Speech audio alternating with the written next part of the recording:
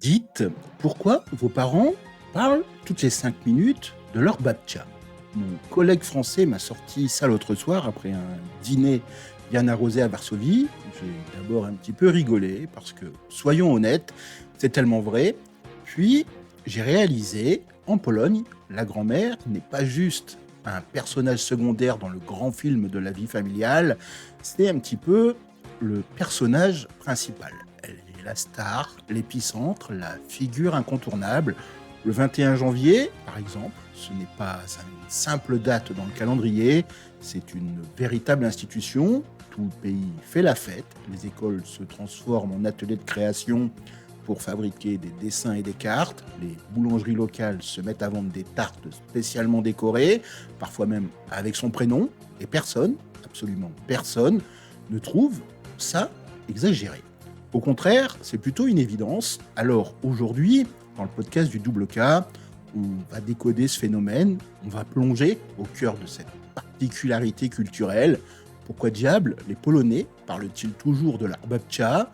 Préparez-vous à une immersion totale dans l'âme polonaise. Imaginez un instant un pays qui, durant des siècles, a été rayé de la carte, découpé, annexé, puis écrasé sous des régimes totalitaires. Pendant 123 ans, la Pologne a tout simplement disparu des cartes européennes, victime des partitions. Puis sont venues les guerres, les invasions, l'occupation nazie et enfin le joug du communisme. Durant toutes ces périodes tumultueuses, l'histoire officielle changeait au gré des occupants, des idéologies imposées, des régimes au pouvoir. Les manuels scolaires étaient réécrits, la vérité manipulée, le passé réinventé pour servir la propagande du moment.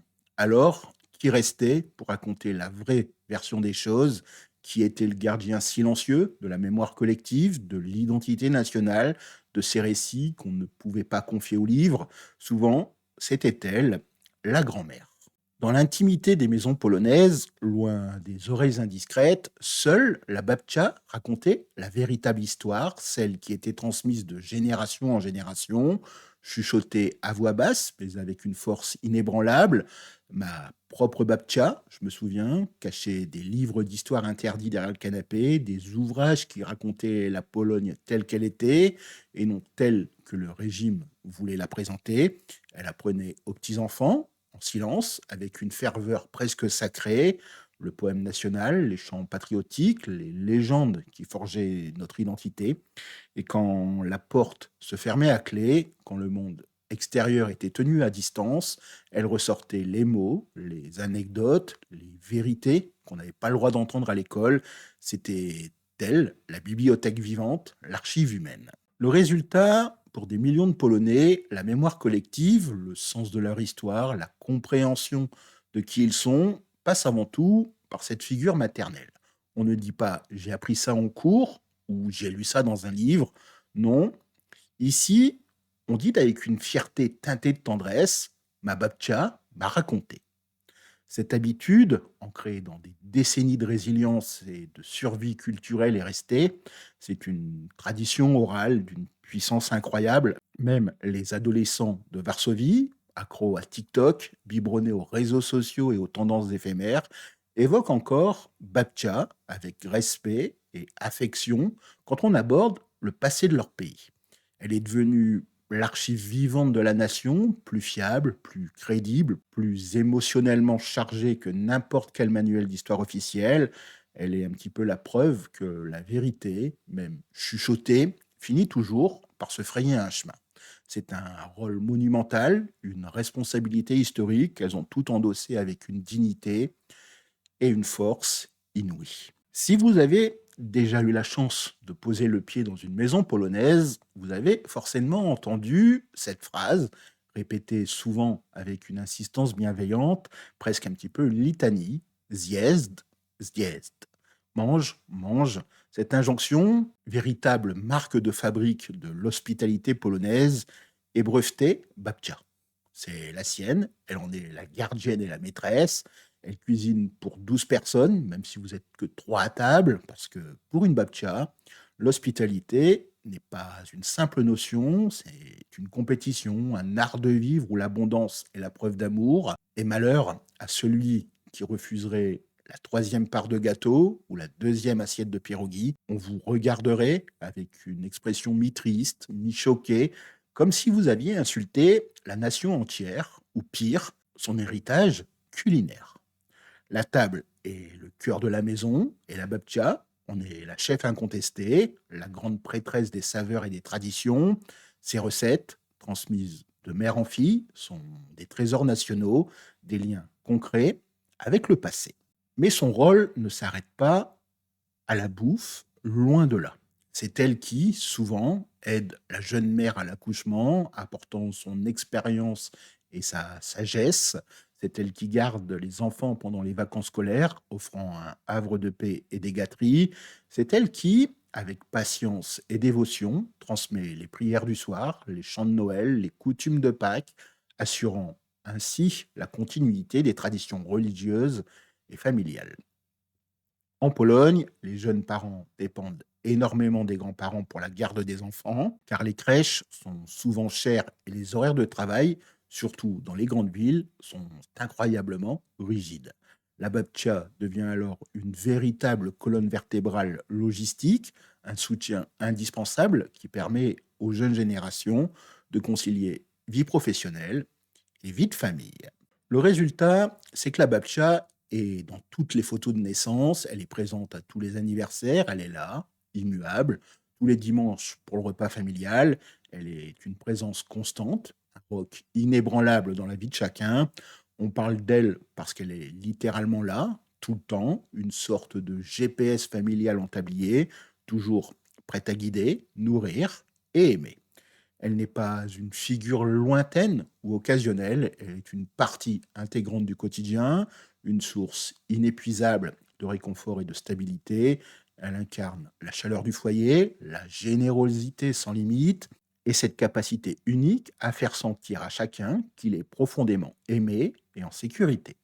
C'est un rôle qui va bien au-delà de la simple grand-mère, c'est celui d'une matriarche, d'une protectrice, d'une éducatrice informelle et d'une chef cuisinière hors pair. Depuis 1964, le calendrier polonais a un jour très spécial, un jour consacré à nos babcia, le 21 janvier. C'est le Dzień Babci, la journée des grands-mères. Le lendemain, c'est au tour des grands-pères, le Dzień Dziadka. Mais soyons honnêtes, avec tout le respect qu'on leur doit, c'est bien la grand-mère qui attire toute l'attention, qui capte un petit peu la lumière. Cette journée n'est pas qu'une simple mention sur un calendrier, c'est une véritable célébration nationale, une explosion de tendresse et de reconnaissance qui traverse tout le pays. Les écoles primaires, des petites classes rurales aux grands établissements urbains, ils passent la semaine précédant le 21 janvier à fabriquer des cartons dentelles, des dessins colorés, des petits cadeaux faits main avec amour et application. C'est une véritable tradition ancrée, un rituel qui enseigne dès le plus jeune âge l'importance de cette figure. Les chaînes de télévision, pour l'occasion, diffusent des clips spéciaux où des stars populaires, parfois avec une pointe d'humour, chantent des chansons dédiées à leur babcha, des titres comme Babcha Dziękuję, grand-mère merci, résonnent un petit peu dans tous les foyers. Les supermarchés aussi, toujours à l'affût des occasions de faire plaisir, vendent des moules à gâteaux en forme de cœur, des mugs estampillés Best Babcha Ever, des chocolats et des fleurs par milliers. C'est une frénésie évidemment commerciale, mais une frénésie empreinte de sincérité. Et ce n'est pas seulement l'affaire des enfants, même les adultes, avec leur emploi du temps chargé, n'hésitent pas à prendre un après-midi de congé, à bosser à mi-temps symboliquement pour emmener leur babcha au restaurant, lui offrir un bouquet de ses fleurs préférées ou simplement passer du temps de qualité avec elle. Aucune autre fête familiale, pas même la fête des mères, n'a droit à pareille mise en scène, à une telle mobilisation nationale. C'est parce que, contrairement à d'autres célébrations où l'on pourrait se sentir exclu, ici, tout le monde est concerné, car nous avons tous une babcha, qu'elle soit biologique, une tante adorée qui a peut-être joué ce rôle, ou une amie de la famille que l'on a adoptée dans nos cœurs. Cette institutionnalisation de la figure de la grand-mère, cette célébration officielle, la transforme en une véritable icône nationale. Elle est placée au même rang d'importance émotionnelle que des figures emblématiques et historiques comme Copernic ou Marie Curie, mais avec une dimension beaucoup plus intime et personnelle. On parle souvent avec fierté et affection parce qu'on la célèbre officiellement, parce que cette reconnaissance est inscrite dans notre culture et qu'on n'a pas honte de le clamer haut et fort. C'est une manière pour la nation de reconnaître le rôle fondamental que ces femmes ont joué et continuent de jouer dans la préservation de l'identité, de la culture et de la chaleur humaine qui caractérise la Pologne. C'est un petit peu un hommage vibrant à leur force, leur sagesse et leur amour inconditionnel. Je vais vous demander si vous saviez qu'en polonais, le mot babcia est tellement central qu'il peut même devenir un verbe. Oui, c'est vrai, on dit babcic et ça signifie en gros materner jusqu'à l'excès, couver, chouchouter un petit peu trop. C'est une nuance un petit peu amusante qui montre à quel point cette figure est omniprésente dans notre langage. Alors, si un ami vous serre un peu trop fort dans ses bras ou s'inquiète de savoir si vous avez bien mangé pour la 10e fois, vous pouvez lui lancer avec un sourire: Nie, babcia, nie. Ne me grand-mère pas, littéralement en français. C'est une expression qui détend l'atmosphère et qui est comprise instantanément par tous les Polonais. Et ce n'est pas tout. Les blagues sur les babchas, elles, tournent toute la journée. On les entend à la table familiale, entre amis, au travail. Par exemple, on a la classique, la babcha peut cuire un bigos avec seulement 3 ingrédients, du chou, de la saucisse et une prière. On en a aussi une autre, qu'est-ce qu'une babcha qui parle trop? Une babcha qui respire. Ces expressions, ces pépites d'humour rentrent dans le langage courant, elles se nichent dans nos conversations quotidiennes.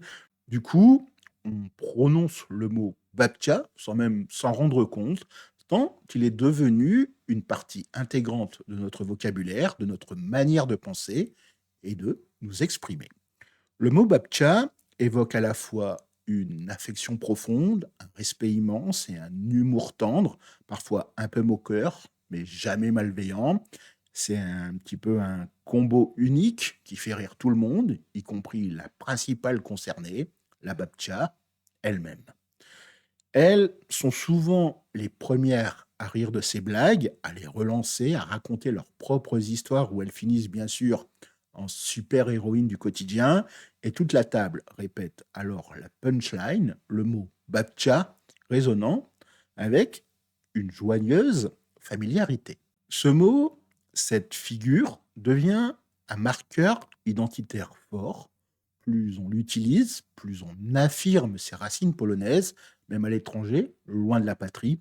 C'est un lien linguistique et émotionnel qui nous unit. Utiliser le mot babcha n'est pas juste nommer une personne, c'est convoquer toute une culture, toute une histoire, tout un univers de saveurs, des récits et d'amour inconditionnel. C'est une façon de dire, je viens de là, j'ai ces racines et j'en suis évidemment fier. C'est une fierté tranquille, mais profondément ancrée. La babcha est partout, même dans nos mots et nos éclats de rire. Aujourd'hui, la Pologne est évidemment un pays moderne, ouvert sur le monde. Beaucoup de jeunes, pour leurs études ou pour le travail, partent s'installer parfois à l'ouest, à Londres, à Dublin, à Paris, à Berlin. Mais même à des milliers de kilomètres, le lien avec la babcha reste incroyablement fort. WhatsApp déborde de photos de plats préparés par elle, de confitures maison, de gâteaux dont le parfum semble traverser les écrans. On voit des messages comme «Regardez ce que m'a envoyé la mienne» et instantanément, ça déclenche des centaines de commentaires, de cœurs, de souvenirs partagés. Cette présence numérique, loin d'affaiblir le lien, prolonge en réalité le rôle historique de transmission de la babcha. Elle devient un petit peu une influenceuse culturelle, une gardienne des traditions à l'ère du numérique. Les enfants, qu'ils soient nés en Angleterre ou en France, loin de leurs racines polonaises, reviennent souvent à Noël pour les vacances d'été ou pour le Jean Babci, et c'est grâce à elle qu'ils goûtent enfin à la cuisine authentique, aux saveurs de l'enfance qu'ils ne trouvent pas dans leur nouveau pays. C'est elle aussi qui leur apprend les mots polonais qu'ils n'entendent pas à l'école, les comptines, les prières. Elle redevient le pont culturel vivant, la preuve tangible et savoureuse qu'on peut être moderne, intégré dans une société et rester profondément polonais. Elle est la garante de cette double identité, la force tranquille qui assure la continuité.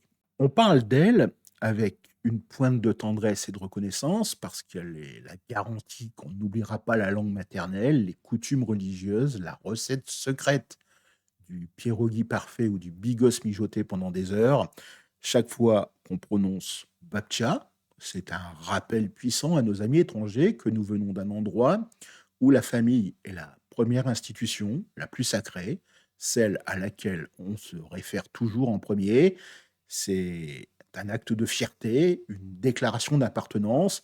C'est une manière de dire ma famille est mon ancrage et ma babcha en est le cœur battant. Elle est un petit peu ce fil invisible qui relie les générations, les cultures et les continents, ainsi assurant que l'héritage polonais ne se perde jamais, même dans ce tourbillon de la mondialisation. C'est une mission qu'elle accomplit avec une grâce et une détermination inébranlables, souvent sans même s'en rendre compte. Alors, si en écoutant ça, vous avez déjà entendu vos parents citer leur grand-mère 20 fois par jour, ou si vous-même avez une babcha qui a marqué votre vie, mettez un cœur babcha en commentaire pour rendre hommage à la vôtre. Et si vous découvrez cette culture polonaise, dites-moi comment s'appelle la grand-mère chez vous, quelle est cette figure centrale. J'ai vraiment hâte de lire vos réponses et de découvrir vos propres traditions. Soyons clairs, et on ne va pas se mentir, la babcha polonaise, avec tout l'amour qu'on lui porte, peut aussi être un peu, disons, intrusive. C'est une figure complexe, pétrie de contradictions adorables. Elle va vous demander, sans filtre ni détour, quand est-ce que vous allez enfin vous marier, pourquoi vous êtes encore célibataire à votre âge, si vous avez bien mangé, encore, ou, avec une honnêteté parfois brutale, si vous n'avez pas un peu pris de poids depuis la dernière fois. Ces questions, qui pourraient paraître déplacées dans d'autres cultures, font partie intégrante du contrat Babcha. C'est sa manière à elle de montrer qu'elle se soucie, qu'elle est investie, qu'elle veut le meilleur pour vous, même si ça passe par une petite piqûre de rappel sur vos objectifs de vie. On se moque gentiment de cette curiosité débordante, de cette tendance à vouloir tout savoir, tout contrôler, mais toujours avec une affection immense. On lance des blagues comme attention, elle va te poursuivre avec son rouleau à pâtisserie si tu ne finis pas ton assiette, ou elle a des yeux derrière la tête, elle sait tout. Cette capacité unique à mélanger une critique ouverte, parfois un petit peu piquante, avec une tendresse infinie, est une des caractéristiques les plus charmantes de la relation avec une babcha. On parle d'elle pour se plaindre, oui, mais toujours avec un sourire en coin, une lueur d'amusement dans les yeux. C'est même un véritable sport national, râler un bon coup sur les exigences de sa babcha, puis la défendre becs et ongles dès qu'un étranger ose dire le moindre mot de travers à son sujet. C'est une loyauté féroce, un instinct de protection tribale.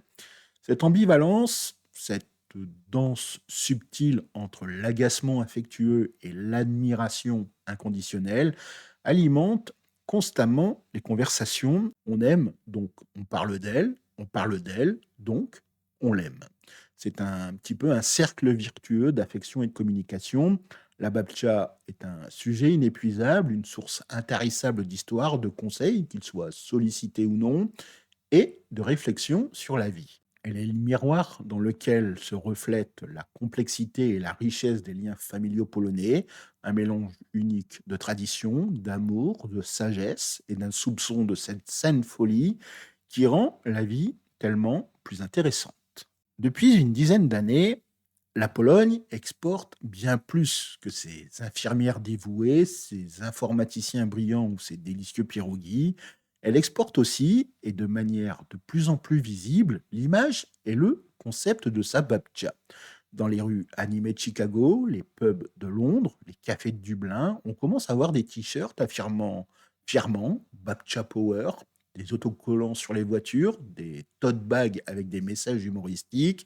C'est devenu un petit peu un véritable phénomène de mode, un symbole d'identité et de fierté culturelle pour la diaspora polonaise.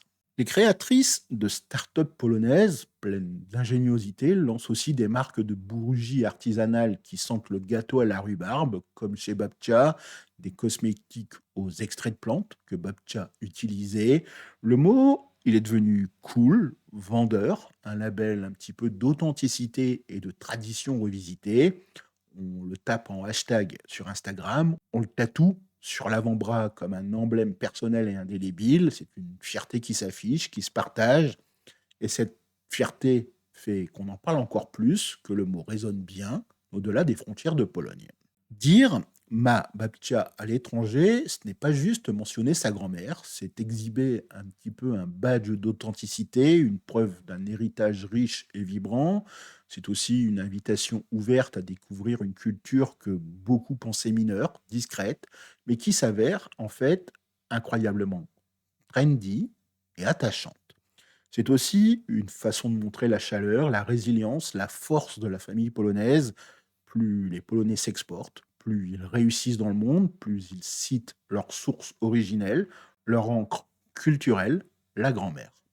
Elle est devenue l'ambassadrice non officielle de la Pologne, une figure universellement reconnaissable qui incarne les valeurs de la nation. C'est la preuve que les racines, même lointaines, peuvent fleurir et inspirer où que l'on soit dans le monde. Beaucoup de Polonais de 40 ans et même plus jeunes se retrouvent aujourd'hui à raconter leur enfance à leurs propres enfants en commençant invariablement par la même phrase: quand Babcha préparait ou Babcha disait toujours. C'est devenu un réflexe, presque un réflexe de protection. On transforme le souvenir en bouclier contre l'oubli, en un lien tangible avec un passé qui s'éloigne. On parle d'elle sans cesse pour conjurer la peur de la perdre parce qu'elle reste vivante, vibrante, présente dans chaque conversation, chaque anecdote, chaque plat partagé. C'est une manière de maintenir en vie, non seulement dans nos cœurs, mais aussi dans le tissu même de notre quotidien. Et quand le jour fatidique arrive, quand la babcha s'en va, la famille se retrouve, souvent en plein janvier, parfois même le 21, le jour de sa fête. On ne se contente pas de pleurer, on se réunit autour du plat préféré de la défunte, on partage des souvenirs, on rit des blagues qu'elle racontait, on transforme la fête officielle du Jinbabchi en un rituel privé de deuil et de célébration, un hommage continu. On parle d'elle au présent, comme si elle était encore là, écoutant, souriant, car on sait, au fond de nous, que tant qu'on prononce son nom, tant qu'on évoque son souvenir, tant qu'on partage ses histoires, elle n'a pas vraiment disparu. Elle vit à travers nous, à travers nos mots, à travers l'amour qu'elle a semé. Cette habitude, loin d'être anecdotique, explose toutes les statistiques. Il y a un sondage TNS de 2022 qui révélait que 87% des Polonais déclarent évoquer leur grand-mère au moins une fois par jour. Imaginez la puissance de ce chiffre. On ne parle pas d'un fantôme du passé, d'une figure lointaine et oubliée. On parle d'un membre encore actif, incroyablement influent de la conscience collective. La Babcha est une force vive, une présence continue qui façonne nos identités, nos valeurs, nos souvenirs.